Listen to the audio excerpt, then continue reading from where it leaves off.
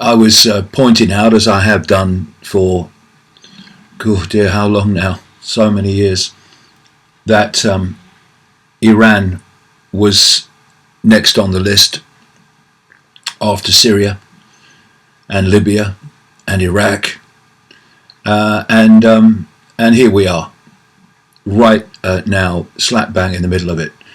I've also pointed out that the elephant in the living room, in terms of all this, is Israel, and more importantly, those that run Israel. We're not talking about the Israeli population in general. We're talking about the psychopaths that run that country and created that country, in effect. And what are called rank and file Jewish people are actually overwhelmingly victims of this regime. That's why, you have protests in Tel Aviv with thousands of people in the street protesting against Benjamin Netanyahu, the Prime Minister. But the scam is, and my goodness me, there's so many scams, is to equate the far right, and by any definition it's far right, racist, apartheid Netanyahu regime with Jewish people in general, many of whom vehemently oppose the Netanyahu regime. And of course, the more this agenda for the world unfolds, the clearer it is to anyone who has any knowledge of the background at all what is happening. It's becoming so unbelievably blatant. You want to demonize Russia, so you claim that Russia was behind a chemical attack on a Russian agent, former Russian agent, actually double agent, worked for Britain, and his daughter in Salisbury, England. You produce no evidence for that. As time unfolds, more and more evidence comes the other way, that what you claimed was a lie, and it was obvious it was a lie from the start. The daughter miraculously recovers from this deadly attack and leaves hospital, and the media just completely forget the story as if it's never happened. Because what you do, you see, is psychological manipulation works by impacting a lie upon the psyche of the population. And then when you can't support that with evidence, just repeating the lie, then you let it go away. You don't talk about it anymore. And it's the same with the ludicrous claim of a Assad chemical attack in Douma in Syria. You claim on the basis of obvious, breathtaking lies that there was a chemical attack. Of course, when Assad had no reason to do it and every reason not to do it, the people who had a reason to do it were the West, in the form of America and Israel, who want to create an excuse to do what the Russians have stopped them doing, which is to take control of Syria. And of course, the White Helmets, who are funded by the West, were the people responsible for putting forward the, quote, evidence of a chemical attack. So again, you unleash 105, was it, missiles, America, UK and France, on Syria. But then when you then have to justify it with evidence, it just goes away. And but the point of the psychological manipulation is that lots of people only remember the initial claims. What I found really encouraging, not least on this UK tour around Britain, is the number of people who simply aren't buying it now. They are in a different era where increasing numbers of the public are not compliant in just soaking up and believing any old crap anymore. And what I'm observing is that they haven't sussed that yet. They're still putting out these so transparent lies in the belief that people all believe it, because they always have before.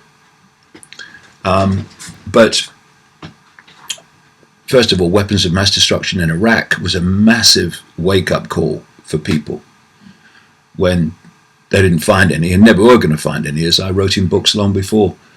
But they are still putting out this crap in the same old way. And in their desperation to push on, they are becoming more and more transparently mendacious. And but they've not really grasped yet, it seems to me, unless they are so desperate and so stupid, that people aren't like they were before, in the numbers they were before. They are not buying it. They're not buying we're all going to be invaded by Russia. They're not buying the official narratives. Now, of course, the media are, because the media are an arm of the same thing. The media, corporate media, is controlled by the very networks, the very global web that controls the politicians and the military. So, of course, you're going to get the same old propaganda crap from the media. And within the media, of course, journalists, many of whom are absolutely clueless, if not the majority, of what's really happening in the world and why. But even if you knew, even if you were aware to some level, you also know that if you want the check at the end of the month dropping in your letterbox or dropping into your bank account, then you better not rock the boat in terms of questioning things that quite obviously should be questioned. And this is why more and more people are turning to the alternative media, although that too, to a large extent, is in the process of unraveling and reforming itself, because the Trump phenomenon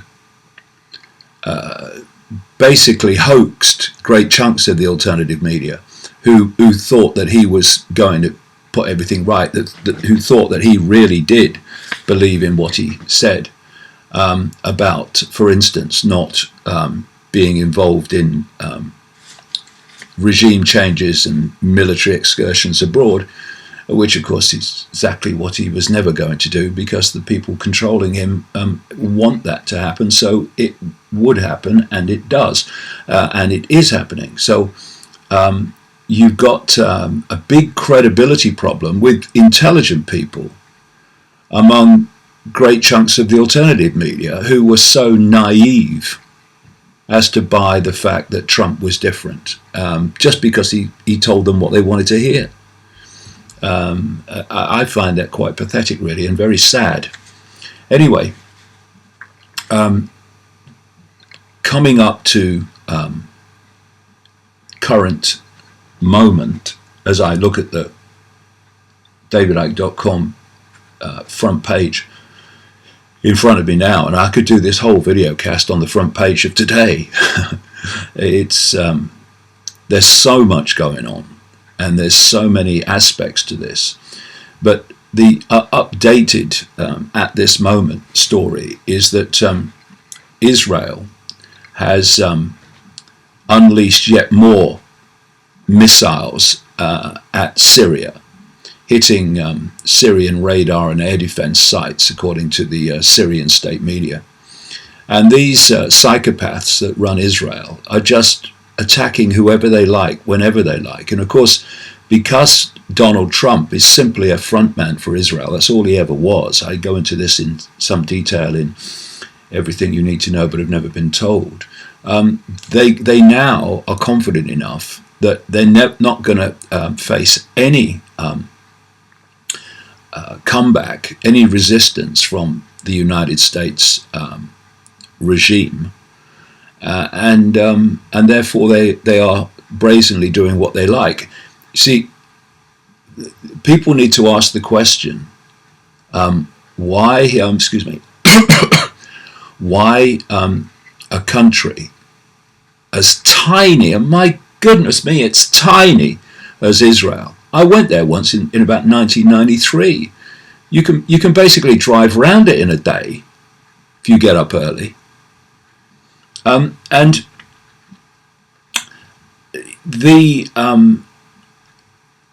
sliver of land that it stands on, and the tiny population, 8 million, including Arab population, and yet it's everywhere.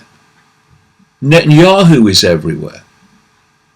Everything is, oh, well, what about Israel? What will Israel say? What does Netanyahu say? Imagine that in any other country of the world of that size. You'd never see it in the news. And, you know, talk about taking the piss and really saying, you know, I'm going to show you who's in charge here. When this attack happened, by this latest attack by the Israeli Air Force on Syria, Netanyahu was in Moscow with Putin. Of course, Putin, his intervention in Syria stopped Plan A, which was the United States and Israel and Britain using their proxy army called ISIS to take over the country.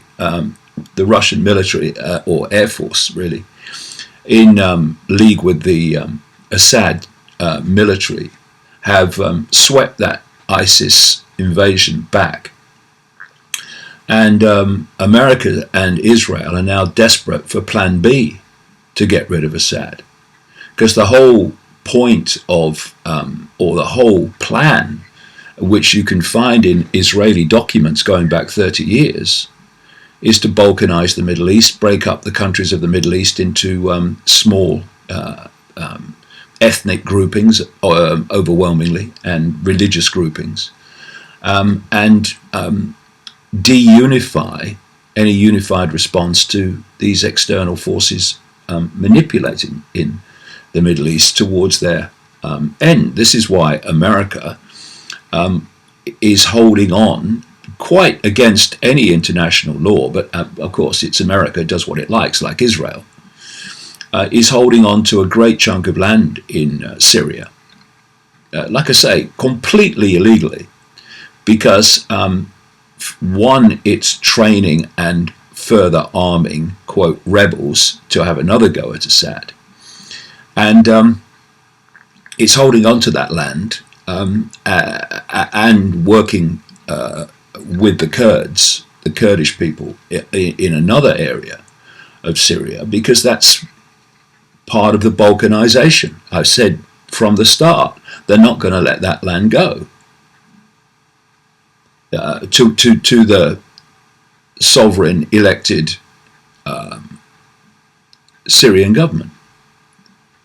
It's fascism. That's what it is. It's fascism. There's no other word for it. And so here we have a situation where they want to target Syria to get rid of Assad. They don't want to let it go, even though the Russians have thrown this massive spanner in the works. And they get two birds with one stone, as the saying goes.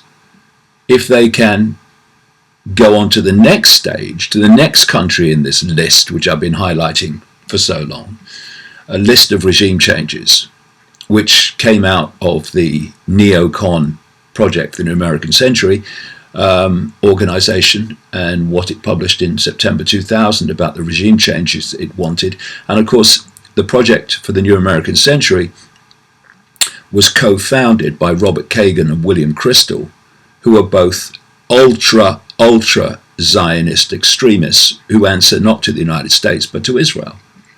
And one of their big frontmen, yes sir, no sir, 3 bags full sir, or maybe 4, any number of bags you want sir, John Bolton, is now at the president's side, as his national security advisor. And Bolton has been making speeches for years about the need to basically invade Iran and regime change Iran. Why? Because that's the neocon, which is the Israel, which is the Rothschild plan.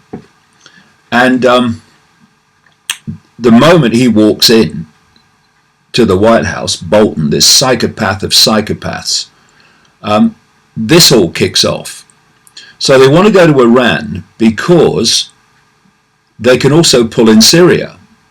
Because Iran's been helping Syria protect itself from this Western proxy army, ISIS, Israel and America can now have those two birds, one stone by attacking Syria, because they say Iran has military in Syria which is bent on attacking Israel. And so you can justify conflict against both Syria and Iran. But as with weapons of mass destruction, when you don't have a real excuse, you have to make one up. So two things. First of all, enter. I said psychopath of psychopaths. I mean, you know, with terms of John Bolton, but it's not just one. I mean, it's a whole army of psychopaths involved in this. And of course, one of them is Benjamin Netanyahu. And of course, he, just before Trump was going to make his decision on whether he was going to pull out of the nuclear agreement with Iran, which he always was going to, by the way, because he's not making the decisions, people around him are. Because of that was coming up, so we had Benjamin Netanyahu with his PowerPoint presentation about Iran having a nuclear weapons program. And of course, all the evidence that he produced, if you can call it that, because the man's a joke, was all in the past tense before the nuclear agreement. And there was a kind of classic US State Department quote error in which they repeated this nonsense from Netanyahu, but did it in the present tense. They said in the statement, Iran has a nuclear weapons program. And then they had to, when it was pointed out, change has to had and said it was just an error. Like hell it was an error. These people are such liars, it's unbelievable, but they're psychopaths. And one of the great traits of the psychopathic mind is being a pathological liar. That's why we're drowning in them. So here we had this ludicrous PowerPoint presentation claiming that Iran lied. Well, they must have been watching you, Netanyahu, every time you open your mouth. And this was quoted, this nonsense was quoted by Trump to, in part, justify his pulling out of the Iran nuclear deal, which is for no other reason than to trigger a conflict with Iran, because that's what the neocons in America, who control Trump, representing the interests of Israel, who are representing the interests of the Rothschilds, want to happen. And interestingly, we had this story a couple of days ago now, where this Israeli minister threatened that the Jewish state could kill Syrian President Bashar Assad, which has been the aim all along, if his regime doesn't prevent Iranian forces from launching attacks against Israel from his territory. The warning came amid reports that Tehran is planning a revenge missile strike against Israel for its previous strike in Syria against Iranian targets. And this minister said that Assad cannot sit calmly in his palace and rehabilitate his regime while letting Syria be turned into a base for attacks against the state of Israel. It's very simple. He's a member of the Israel Security Cabinet. He said later he was only expressing his personal view, but of course he wasn't. It was the view of the Israeli government. Now, immediately after this basic this theme emerged of Iran is in Syria to attack Israel, and if they do, then Israel will attack in Syria, because they're trying to trigger a war, of course, and trying to get rid of Assad behind all the lies. Anyway, so what happened then? Shockingly, I mean, staggeringly, I mean, oh God, I mean, oh no, couldn't see that coming. We had a situation, as I speak, with Israel claiming that Iran had attacked, ironically, the Golan Heights, which is actually Syrian territory, and according to international law, and is being illegally occupied by Israel. That Iran had attacked Israel targets in the Golan Heights, and therefore Israel had to respond, and they responded with quite a massive attack, it seems, on targets in Syria. Of course, it's all lies. I mean, it's childlike, and again, you know, I don't think they realise, as I said earlier, that for large numbers of people the game has changed, and we're not buying this crap anymore. So I've got a story in front of me from the UK Daily Mail, which kind of really gives you a feel for the irrelevance. Well, not irrelevance in terms of journalism of the mainstream media, corporate media, but not irrelevance in terms of its effect, because of course it's a propaganda operation for the US government and military, and for the Israeli government and military. So what this this article has done today in the UK Mail, or the Mail Online, its website version, is to take what Israel has claimed happened to justify its big attack on Syria, the latest one, and just repeated it. So what it says is, Iranian forces last night fired 20 rockets from Syria at Israel frontline military positions in the Golan Heights, the Israeli military said, marking the first time Iran has directly attacked Israel. In fact, the headline of the article says, Iran attacks Israel directly for the first time as it fires 20 rockets from Syria at military bases, and Israeli jets respond by bombing Damascus, stoking fears of war after Trump tore up nuclear deal. And the article goes on just to repeat, basically without question, the propaganda version of what has happened put out by the Israeli government. And there's a line really deep in the article that these claims can't be independently verified. Of course they can't, because they're making it up.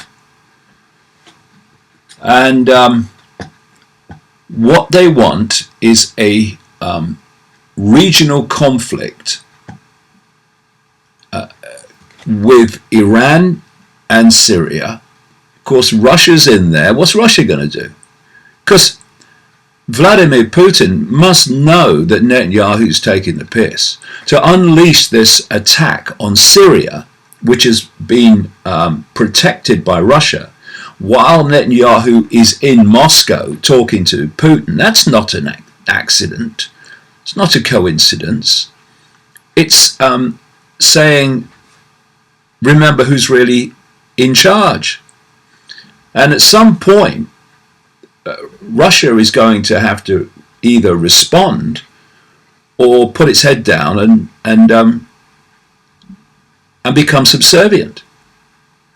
Now, as I've been saying since back in the 1990s, the plan is for a World War III involving a war between NATO, actually the United States basically, and Russia, China, Iran, and any other allies they may have. And this also brings us into this whole North Korea situation, because North Korea would be an ally militarily of China and that part of the world in any military conflict with the West. Clearly, they want one of two things to happen. They want a conflict, which would probably go nuclear, or to avoid that, they want their target countries like North Korea, Russia, China, to subserviently bow the head to the Israel, US, UK axis of power. And people like President Putin have got some serious decisions to make, because here's Russia, who have spent years preventing this proxy army of the West, ISIS, from removing Assad. And now this sliver of land called Israel, with its population of 8 million, many of which absolutely abhor the Netanyahu regime, now bombing Syria at will and targeting the very person that Russia has spent so long protecting from being removed. So, as the Chinese say, may you live in interesting times. Well, we certainly do, in terms of where we are. But it's all predictable. It was in my books years ago this was coming.